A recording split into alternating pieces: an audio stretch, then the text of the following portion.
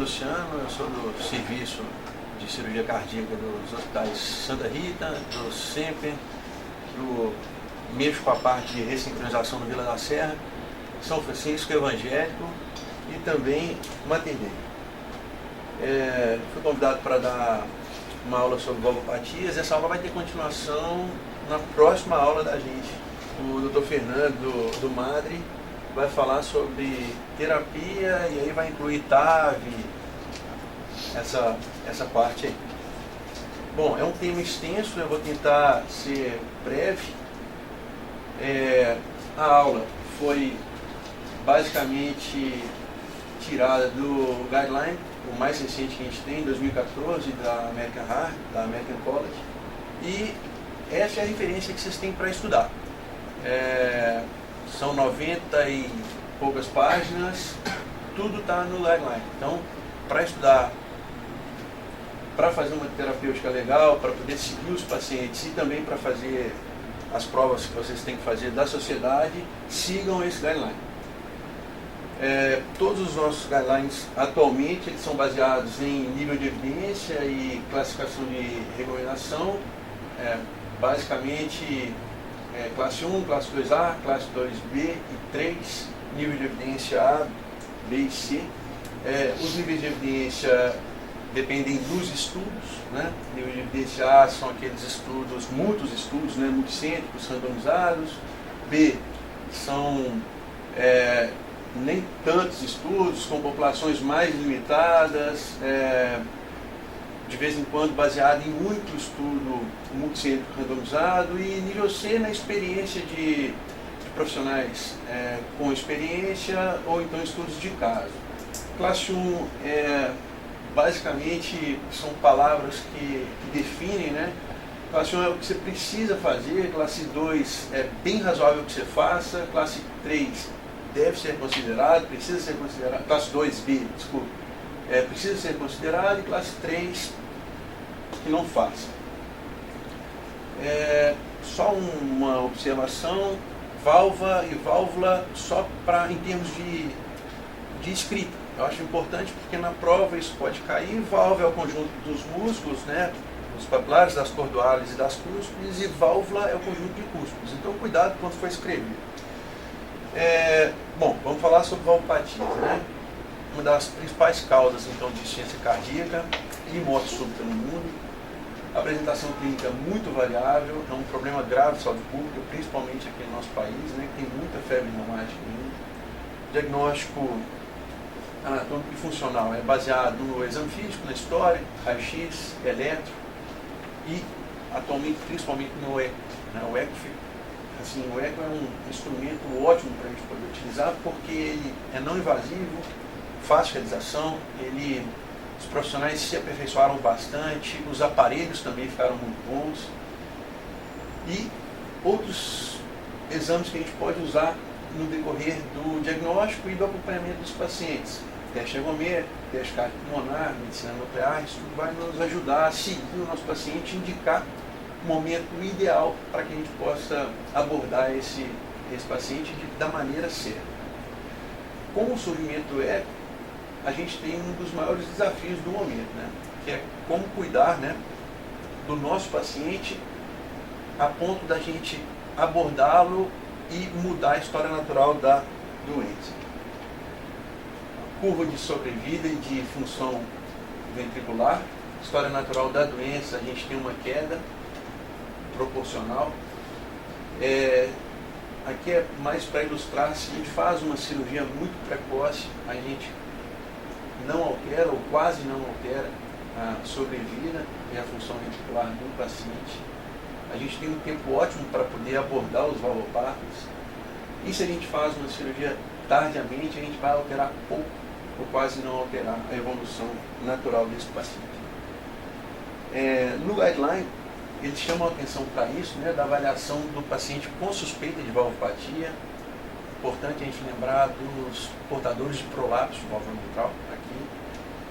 E a importância de definir a gravidade da lesão que o paciente tem. eles estagiaram a progressão da valvopatia nos pacientes. Então agora a gente tem o estágio A, que é uma definição básica, que é um paciente de risco, B, aquele paciente que tem uma cardiopatia progressiva, o assintomático grave e o sintomático grave. C a gente divide em C1 e C2, os pacientes assintomáticos com uma cardiopatia grave, mas que ainda o ventrículo direito e esquerdo tem uma compensação, e no C2 a gente já tem uma descompensação. Se preocuparam também em colocar a frequência do pedido do ecocardiograma, já que ficou um exame bem fácil de ser realizado, para prosseguimento daqueles pacientes que a gente sabe que é um valvopata e que são assintomáticos e que também tem uma função ventricular normal. Eles dividiram nas principais valvopatias que a gente tem: estenose aórtica, regurgitação, estenose mitral e também insuficiência. E aqui a gente pode ver que, de acordo com o estágio que o paciente se encontra, estágio B, estágio C, a gente tem uma frequência na data do exame em que a gente deve seguir esse paciente. Importante também uma avaliação coronária antes da troca valvar. Esses gráficos são ótimos para a gente estudar, porque aqui eles basicamente resumem tudo que eles colocam com relação à classificação. Eu não vou citar todos os caminhos, mas é bem tranquilo de se ver pacientes, homens acima de 40 anos, mulheres, período pós-menopausa, outros fatores de risco. Então, se tem preditores de doença coronariana, vai para a angiografia, enfim, segue-se o fluxograma. Vamos começar a entrar agora nas valvopatias. Eu vou citar basicamente a estenose, a insuficiência aórtica, a estenose, a insuficiência mitral. Isso é muito importante, né? Vocês estão nos serviços, cada um no seu serviço, mas a anatomia cirúrgica é importante para o resto da nossa vida e acredito que ainda seja uma questão bem cobrada em prova. É importante saber a relação das estruturas. A gente tem a válvula aórtica, entre os folhetos coronariano direito e não coronariano, a gente tem que saber que passa um feixe de condução. Lembrar sempre do folheto anterior da válvula mitral, a relação que ele tem, né, entre o não coronariano e o coronariano esquerdo. Isso são questões que vão cair na prova. Então é bom a gente fixar e é bom a gente saber também, porque isso influencia demais no ato cirúrgico. E se você passa um ponto um pouco mais profundo entre o coronariano direito e o não coronariano, você pode causar um bloqueio. Então é bom você saber isso. Sim. Relações que eu já citei. Importante lembrar sempre da relação do folheto mitral anterior com a válvula aórtica. A gente não pegar num ponto mais profundo e causar uma insuficiência mitral. Estenose aórtica, então, né? Como definição, abertura incompleta da válvula, né, gerando dificuldade para a saída do fluxo sanguíneo do VF durante a sístole.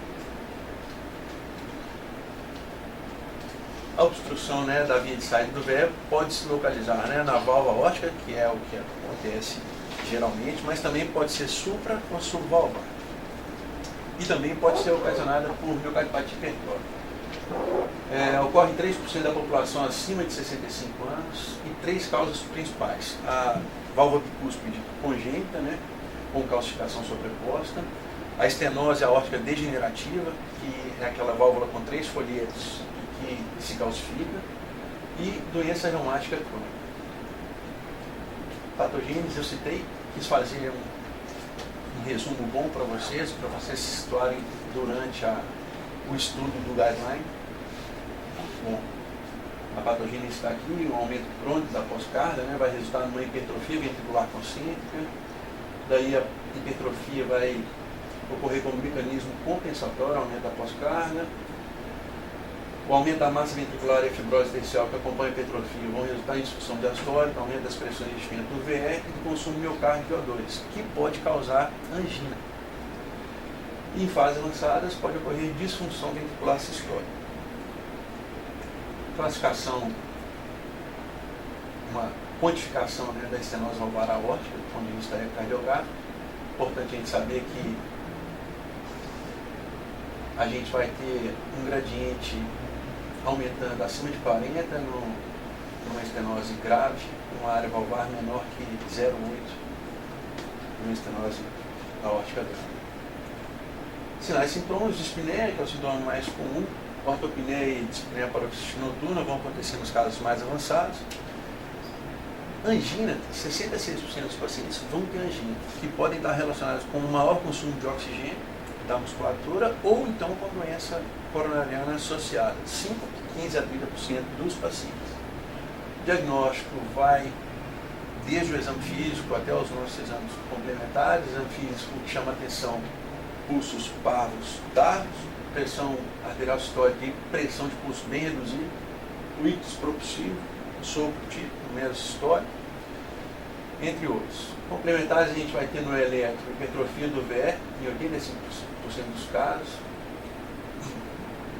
Pode haver, nesse caso, inversão de onda T e infra de ST, sobrecarga de lado esquerdo, fibrilação atrial ou bloqueios.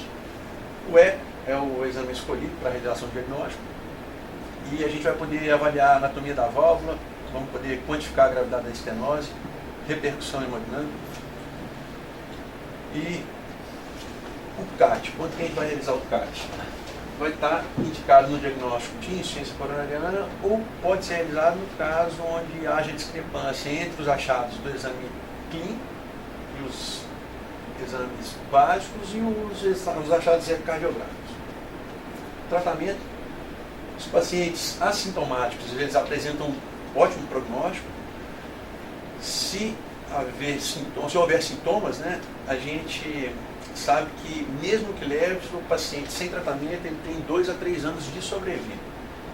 Nenhum tratamento medicamentoso comprovou redução de mortalidade ou não progressão da doença. Ou seja, estenose aórtica é uma doença cirúrgica.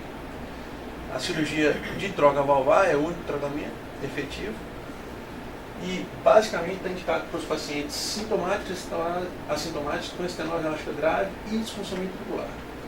Fração de ejeção menor que 50% ou serão submetidos a outros tipos de cirurgia cardíaca. Na cirurgia de troca valvar aórtica, depois a gente vai ver alguma coisa, a gente vai poder usar as próteses biológicas, as mecânicas, os somichetes, a cirurgia de voz, uma plastia valvar direta ou indireta. Do guideline novamente, as recomendações com a classe de recomendação e o nível de evidência, todas as recomendações, desde classe 1, classe 2A, classe 2B. Fernando vai citar muito isso, eu só vou passar, porque houve uma mudança. A gente seguia um guideline de 2011 e agora em 2014 houve uma mudança importante na classificação da indicação da TAV.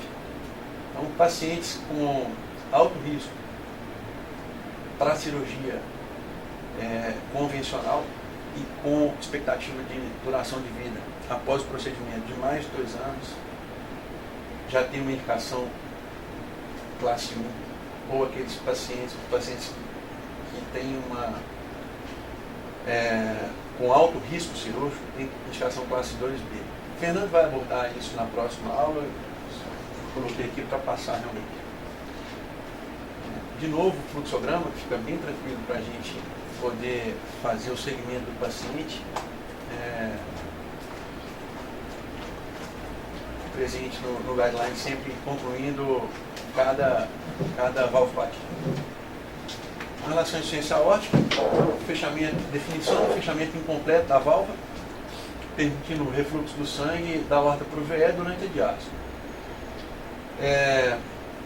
A incidência vai aumentar com a idade e mais comuns em homens. E pelo estudo Framingham, a prevalência é de 0,5% da população de insuficiência aórtica moderada grave.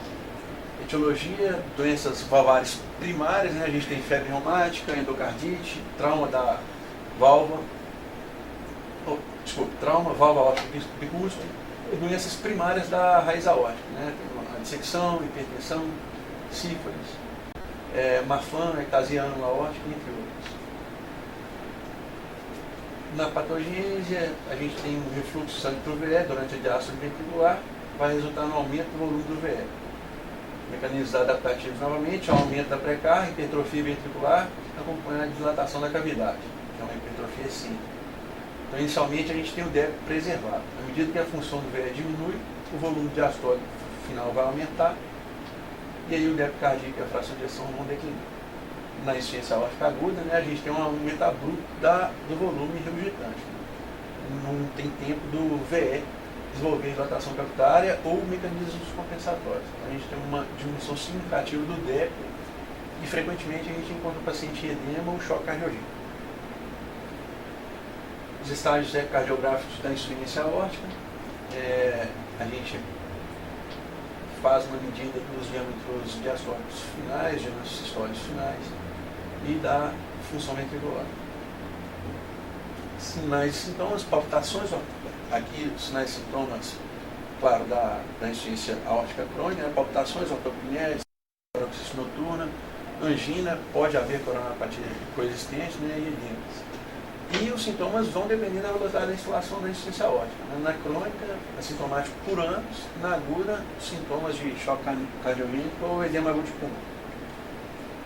Exame físico, a gente tem os movimentos pendulares da cabeça, sinal de Musset, pulso martelo d'água, uma ausculta do pulso tipo pistola, sinal de Durosiers, PA vai ser bem diferencial, tem um grande diferencial, ictus para baixo, para fora, né, esquerdo difuso, sopro protodiastólico, regurgitação livre, e a oscilação da úvula, eu falo na úvula, sinal de milho. Dos exames complementares, pode ser normal, mas geralmente apresenta uma hipertrofia ventricular esquerda, raio-x tórax, aumento do ventrículo esquerdo, o ápice jogado para baixo e para a esquerda, o ecocardiograma, a gente vai poder medir a área valvar, a gente vai poder ver a morfologia das câmaras direitas e ele vai nos fornecer, né, informações imprescindíveis ao diagnóstico, quantificação do volume de regurgitância, anatomia das cúspides, da raiz aórtica, anatomia e função do VE. Além disso, a gente tem como segmento ou para nos ajudar a definir se o paciente deve operar ou não, o teste agométrico, a ressonância e a ventriculografia radioisotôpica. Tratamento clínico, digital, diuréticos, restrição de sal, vasodilatadores arteriais. E a cirurgia, a gente tem a troca valvar. As principais indicações, pacientes com insuficiência aórtica grave, sintomáticos, assintomáticos com disfunção ventricular, que a gente considera uma fração de ejeção menor que 50%, e ou dilatação do ventricular importante, diâmetro diastólico final maior que 75 ou diâmetro sistólico final maior que 55. E os pacientes com insuficiência aórtica aguda. Lembrando que aqui, beta-bloqueador e balão são sempre contraindicados. De novo, fluxograma da insuficiência aórtica, a gente tem um bom guia para a gente poder acompanhar os nossos pacientes aqui e as indicações para realizar a troca aórtica. Aqui são as recomendações para a troca valvar, com classificação em nível de evidência. Falar um pouco agora sobre a válvula mitral, lembrando da importância da anatomia, relação anatômica das estruturas. A gente tem o nó AV muito próximo ali de 0 e 3 horas, lembrando que um ponto mais profundo a gente pode causar um bloqueio, lembrando da importância do esqueleto fibroso passando pelo folheto posterior. Então, muitas vezes a gente mantém o folheto posterior para evitar uma possível disjunção, né? Todo mundo acha que já presenciou disjunção ou não? Ninguém gosta nem de ouvir a palavra, né? Então, lembrar da importância do esqueleto fibroso aqui. Novamente, aonde passa a circunflexo, é importante a gente ter isso bem fixado na nossa mente para operar e para também, no caso de vocês, para fazer nas provas futuramente. Definição da estenose mitral. Estreitamento do orifício valvar mitral vai ocasionar uma restrição à passagem do fluxo do átrio esquerdo para o ventrículo esquerdo durante a diástole ventricular. Pneumologia é doença rara em países desenvolvidos. Uma doença basicamente em países em desenvolvimento, né, por causa da febre reumática. 25% dos portadores de febre reumática eles desenvolvem estenose mitral pura, ao passo que 40% vão desenvolver dupla lesão mitral. A causa mais frequente então é a cardiopatia reumática crônica. Causas raras são estenose mitral congênita, síndrome carcinoide, doenças reumatológicas, amiloidose, entre outros. Como é que é a patogênese? A febre reumática vai causar espessamento, rigidez dos folhetos, fusão das comissuras, encurtamento e fusão das cordoárias. A calcificação sobreposta vai resultar em disfunção adicional. A área mitral normal está entre 4 e 6 centímetros quadrados. Quando a área reduz para menos de 2, o fluxo de sangue do átrio para o VE ocorre apenas com a presença de gradiente transaórtico. Assim a gente vai ter aumento de pressão do lado esquerdo, consequentemente aumento da pressão capilar pulmonar. A hipertensão arterial pulmonar é ocasionada tanto por transfusão retrógrada, passiva da pressão do lado esquerdo, quanto por vasoconstrição. Quando excessiva, pode provocar a disfunção do VD, com sinal de insuficiência cardíaca direita. A pressão diastólica do VE é normal na estenose isolada. Sinais e sintomas: dispneia e fadiga são os sintomas mais comuns, decorrente da congestão e do baixo débito. Ortopneia, dispneia, tosse e lance também vão ocorrer. Hemoptise é secundária à ruptura de veias brôncas dilatadas. Dor torácica é sintoma frequente devido à hipertensão pulmonar ou doença coronariana. A síndrome de Ordner é quando a gente tem uma dilatação muito grande do lado esquerdo e essa dilatação vai provocar uma compressão do nervo laringe recorrente, vai ocasionar rouquidão. Desenvolvimento de FA e outras taquiarritmias vão provocar palpitação, bem como piora os sintomas de congestão pulmonar devido à perda da contração atrial e ao aumento da frequência cardíaca, né, com redução proporcional do tempo de ácido. E aí vão haver fenômenos tromboembólicos e endocardite infecciosa. Exame físico, a presença de rua malar, sinais de insuficiência cardíaca direita e esquerda, B1 hiperfonética, sopro diastólico de baixa frequência, que é o RUFLAR, mais audível no ápice. Exames complementares, no eletro a gente vai ver sobrecarga de lado esquerdo, a gente pode ver complicações como FA, o raio-x de tórax, vamos evidenciar o aumento do lado esquerdo, aumento da artéria pulmonar, VD e A direito, além de edema intersticial. Que vai ser o melhor exame novamente para a realização do diagnóstico e da avaliação. Aqui ele vai definir a gravidade da estenose. Isso é importante porque vai determinar o score de bloco. Vai avaliar o grau de calcificação valvar, espessamento, mobilidade das cúspides e o acometimento do aparelho subvalvar. Cada item desse vai ser pontuado de 0 a 4. Um score menor ou igual a 8 pode responder bem a uma valvulomia percutânea. Acima de 8 não vai responder bem. O CAT a gente realiza quando o exame do eco não bate com os achados clínicos. E o tratamento clínico, basicamente, diuréticos, restrição de sal, pacientes com sinais e sintomas de congestão, diminuição da frequência cardíaca com beta-bloqueador, antagonista de cálcio ou digitário, anticoagulação no caso de FA, eventos tromboembólicos prévios ou evidência de aumento cardíaco, valvulotomia por balão percutâneo. Está indicado nos pacientes sintomáticos, classe funcional 2 a 4, com estenose mitral moderada grave, com morfologia valvar favorável, sem insuficiência mitral significativa e sem evidência de trombo no lado esquerdo. É também recomendada para pacientes assintomáticos com PSAP maior que 50 em repouso ou 60 com exercício em pacientes com alto risco cirúrgico. A cirurgia a gente pode fazer uma valvulotomia ou uma troca valvar mitral. A troca valvar está indicada principalmente nos pacientes sintomáticos, classe funcional 3 e 4, não candidatos ao tratamento percutâneo. Gravidade da estenose mitral, a gente tem aqui os gradientes, a área valvar, que é importante para a gente poder estabelecer uma estenose leve, moderada, grave e uma pressão sistólica. Geralmente a gente usa muito a área valvar. Aqui as recomendações, também baseadas na classe de recomendação e nos níveis de evidência. E o fluxograma nos guiando tanto na condução de um paciente com estenose mitral quanto no tratamento. Insuficiência mitral. Como a gente falou lá no começo, o aparato valvar mitral vai envolver os folhetos, as cordoalhas, os músculos papulares e o ânulo mitral.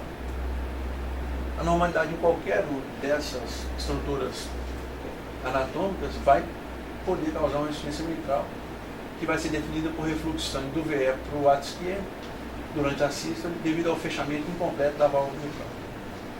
Com relação à epidemiologia, a insuficiência mitral afeta 2 milhões de pessoas nos Estados Unidos. Nos países em desenvolvimento, há uma proporção maior de casos, porque aqui a gente ainda tem a cardiopatia reumática. As principais causas: prolapso da válvula mitral, está presente em 2,4% da população mundial, cardiopatia reumática, endocardite infecciosa, calcificação anular, miocardiopatias e cardiopatia isquêmica. Patogênese, a gente vai ter uma diferenciação entre insuficiência mitral aguda e insuficiência mitral crônica. Na aguda, um aumento na pré-carga e uma diminuição na pós-carga vão causar um aumento do volume diastólico final e esvaziamento mais completo do VE. Contudo, o débito cardíaco anterógrado é reduzido, porque parte do volume injetado é reduzido para o lado esquerdo. Além disso, a sobrecarga volumétrica sobre as câmaras esquerdas vão provocar pressões de enchimento mais elevadas e, subsequentemente, congestão pulmonar. Na insuficiência mitral crônica, a gente vai ter os mecanismos de compensação. O ventrículo esquerdo vai desenvolver primeiramente uma hipertrofia excêntrica, com aumento do volume diastólico final, que vai permitir um aumento do débito e a manutenção de uma fração de ejeção elevada. Além da elevação da pré-carga e da redução da pós-carga, a complacência aumenta das câmaras esquerdas. Então vai ocorrer menor pressão de enchimento com menores sintomas de insuficiência cardíaca. Na fase descompensada, vai haver uma disfunção miocárdica com queda da fração de ejeção e redução do débito, elevação das pressões nas câmaras esquerdas e síndrome congestiva. Os sintomas mais comuns: dispneia aos esforços e fadiga, devido à diminuição do débito cardíaco e aumento da pressão arterial esquerda. Os pacientes com uma doença mais avançada apresentam um VE dilatado e um ECC sintomático de congestão pulmonar e edema. Exame físico, ictus hiperdinâmico, desviado para a esquerda, para baixo, uma B1 hiperfonética, um desdobramento amplo de B2, presença de B3, um sopro histórico de alta frequência, mais audível no ápice, que irradia para a axila e para a área escapular esquerda. Exames complementares, no eletro, a gente pode ter sinais de sobrecarga de câmara esquerda, alguns casos FA e sobrecarga do VD, se a gente tiver hipertensão arterial pulmonar. Raio-x de tórax, a gente tem cardiomegalia, aumento do lado esquerdo e edema intersticial. O eco, novamente, é um exame de escolha para o diagnóstico, fundamental para estabelecer a etiologia da insuficiência mitral, bem como a avaliação mais precisa da repercussão hemodinâmica e anatômica. O CAT, realizado se houver incongruência entre os achados clínicos e ecocardiográficos, e naqueles pacientes do pré-operatório com fatores de risco para coronariopatia. A quantificação da insuficiência valvar mitral é realizada pelo ecocardiograma. Tratamento, uma profilaxia está indicada, da febre reumática está indicada até os 35 anos. Profilaxia também para endocardite naqueles pacientes que possuem prolapso, cardioversão das arritmias e uma diminuição da frequência cardíaca com o uso das medicações. Uso de formulação oral, diuréticos, vasodilatadores e beta-bloqueadores. Com relação ao tratamento cirúrgico, lembrando que o tratamento cirúrgico vai ser abordado pelo Fernando, a gente vai ter plastia como método de escolha, troca valvar, sempre indicado principalmente nos pacientes sintomáticos e assintomáticos com disfunção ventricular. Plastia sempre é uma opção preferida. Importante aqui a gente saber qual é o melhor momento de abordar o paciente. E daí os exames vão nos ajudar. A gente tem que ver a intensidade da resuscitação, presença e intensidade dos sintomas, função do VE, probabilidade da plástica valvar, presença de FA. Lembrando que o aparecimento da FA é um marcador de mortalidade e aponta para a necessidade de correção da lesão valvar e o grau da hipertensão pulmonar. Um resumo das recomendações para abordagem da insuficiência mitral. Aqui na insuficiência mitral secundária, há também estejamento com relação a 2A, 2B e o fluxograma para nos nortear. Com relação à cirurgia, a gente vai poder fazer uma plastia ou uma troca valvar. Plastia a gente vai ter as comissurotomias, a gente vai ter a plastia do folheto posterior, a plastia do folheto anterior, do low involved, endocardite, o paciente que é isquêmico, né, que vai ter uma insuficiência mitral secundária. Com relação à troca valvar, a gente deve ou não manter a função papilar, biológica, mecânica, as próteses biológicas, as próteses mecânicas e os omixidos. A gente vai ter as técnicas de substituição e reparo valvar. Na plastia valvar, a gente tem muitas vantagens, né? A gente vai preservar o aparato subvalvar e a geometria do VE e do VD, aumentar a fração de ejeção e repouso no exercício, diminuir o estresse da parede, uma durabilidade superior às próteses biológicas e ausência de complicações traumaembólicas. As desvantagens é um procedimento mais complexo, limitado a alguns tipos de patologia e pode ser necessário nova intervenção ao longo da vida do paciente. É uma doença degenerativa, a doença não para. As vantagens da plastia mitral estão bem descritas na literatura, né? Apontou no journal 93% dos pacientes livres de recuperação em 10 anos, 88% dos pacientes sobreviveram no estudo apontado no ANOS em 8 anos, 94% dos pacientes livres de eventos de AVC e 95% dos pacientes livres de novas cirurgias em 8 anos. Com relação às próteses biológicas, as vantagens: procedimento estándar, ausência de tromboembolismo. As desvantagens: a gente sabe que ela tem uma durabilidade reduzida. Quando a gente faz uma troca, a gente vai perder o aparato subvalvar, consequentemente, a gente vai alterar a geometria do VE. Cabe aqui interrogar a importância do reimplante dos papilares. Alguns estudos mostram que reimplantando os papilares a gente vai manter uma certa geometria, ou mesmo a manutenção dos papilares a gente mantém uma certa geometria do VE.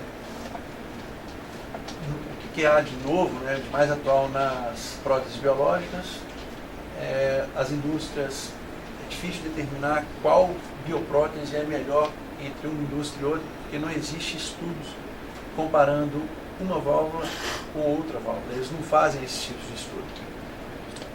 O que eles apontam numa casuística que nem sempre é longa ou que é muito seguida, as vantagens que as próteses eles têm. Então, eles estudam muito a solução de preservação, que é feita logo após a coleta, estoque em baixas temperaturas, que é a criopreservação, a padronização dos animais que vão ser coletados nas válvulas, eles padronizam a alimentação, a raça, o tamanho, a fixação no glutaraldeído em baixa pressão, um tratamento anticalcificação. Então a gente tem o tratamento anticalcificação na válvula produzida pela Sanjude, né, pelo Biocor, o No-React, o ácido aminoalóico na Medtronic e o Bilinx na Sanjude. A endotelização, o revestimento endotelial com células de hospedeira, teoricamente teria uma ação protetora contra a calcificação, trombose e inflamação e o desgaste mecânico. In vitro, fazendo essa endotelização in vitro, vantagem de conferir uma cobertura endotelial mais homogênea.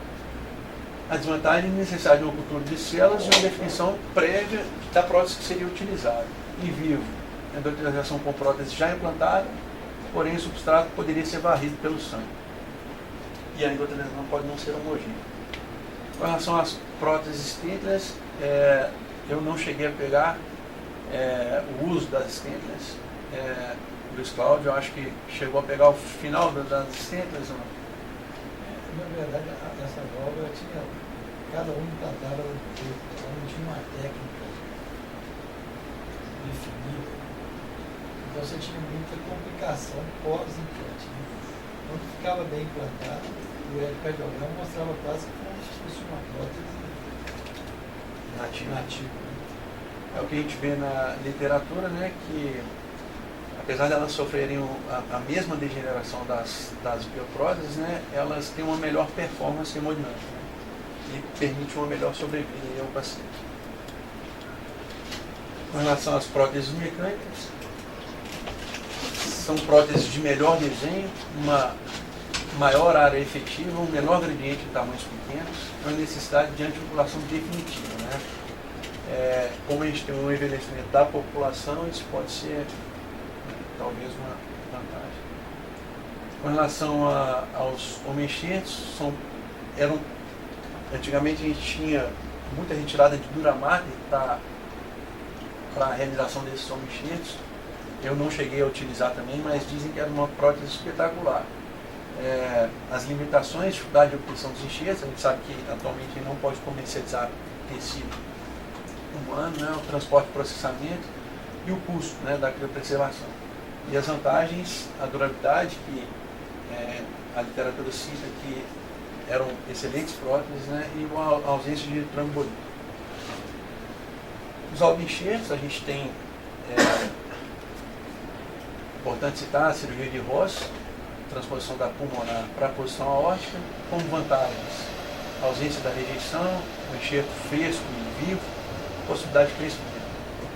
Desvantagens: procedimento longo, complexo, alto índice de operação por sangramento, necessidade de implante de uma prótese na posição pulmonar.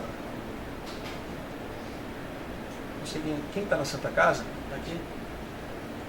Tem feito Ross lá? Não, viu? Eu tive a oportunidade de ver na Espanha eles fazerem uma Ross com o Ross presente. Eles fizeram ao vivo. O paciente voltou no outro dia para ser operado. Assim, eu achei um procedimento lindo, mas complexo. Não sei se aqui em Belo Horizonte a gente está tendo cirurgia de Ross. Achei que na Santa Casa pudesse ter, ou lá no Biocor. No sul ainda tem se feito bastante.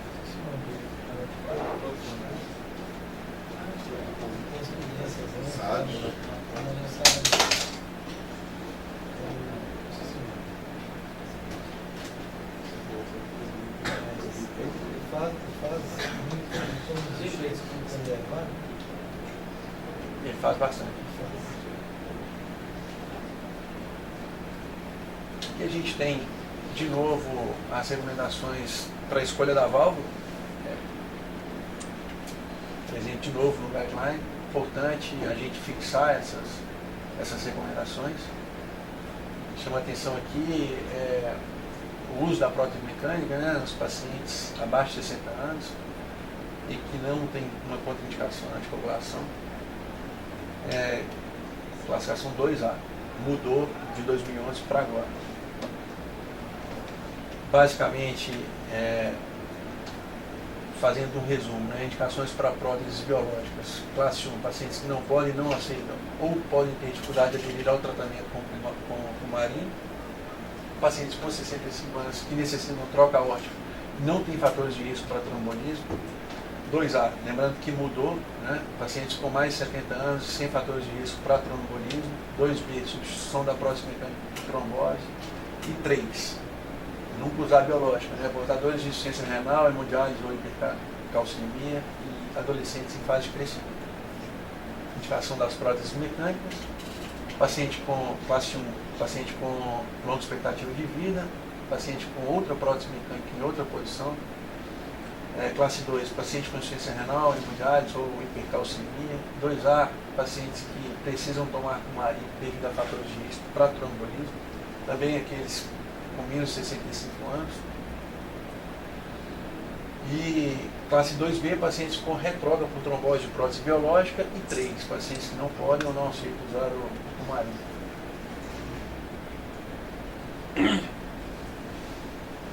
Terapia antitrombótica, a gente vê que eles são agressivos pelo guideline. Eles associam várias vezes um antiagregante e um anticoagulante, eles fazem associação sempre. Isso varia muito de serviço para serviço, mas está bem padronizado no guideline. Então, em termos de prova, não escrevam o que é usado no serviço. Façam o que está escrito pelo guideline. Muda demais de serviço para serviço. A gente vê que eles são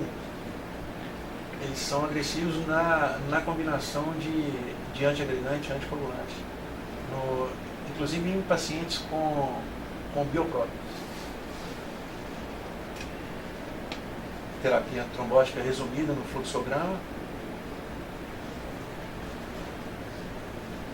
Então, basicamente, quando indicar o procedimento no valvopado, quando o paciente estiver sintomático, quando os exames funcionais revelarem diminuição da capacidade funcional para a idade, quando o paciente mudar de classe funcional, em todos aqueles pacientes sintomáticos, quando houver qualquer sinal da piora da função ventricular e quando a disfunção ventricular já estiver gravemente comprometida. Como conclusão, a plastia é o procedimento de escolha sempre possível. Parece que em crianças de Ross é a melhor opção. As próteses biológicas são bem confiáveis e tendem a melhorar com esses processos de tratamento diferenciados nos próximos anos. As mecânicas são de alta durabilidade, mas vão carregar sempre as complicações cronohemorrágicas, por isso elas têm essa limitação. E a gente ainda tem os homencheiros, com os processos de preservação como esperança para o futuro. Basicamente era isso que eu tinha que falar com vocês. Lembrando que é fundamental que vocês leiam o guideline que eu citei aqui, ele está no Circulation, é de fácil acesso para todos e por esse guideline a gente consegue conduzir o paciente até o momento ideal para a cirurgia. Obrigado.